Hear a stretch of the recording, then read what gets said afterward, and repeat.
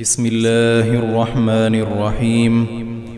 حضرت عبداللہ ابن عباس رضی اللہ تعالی عنہما روایت کرتے ہیں، حضور نبی اکرم صلی اللہ علیہ وسلم مصیبت کے وقت یہ دعا پڑھا کرتے تھے: لا الہ الا اللہ العظیم الحلیم، لا الہ الا اللہ رب العرش العظیم، لا الہ الا اللہ رب السماوات ورب الارض ورب العرش الکریم۔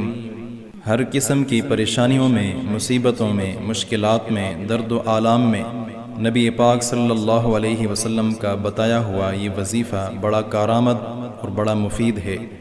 ہر مصیبت میں ہمیں یہ دعا پڑھنے کا اہتمام کرنا چاہیے۔ اللہ کی مدد اور اس کی نصرت ہمارے شامل حال ہوگی۔ اللہ ہمیں عمل کی توفیق عطا فرمائے۔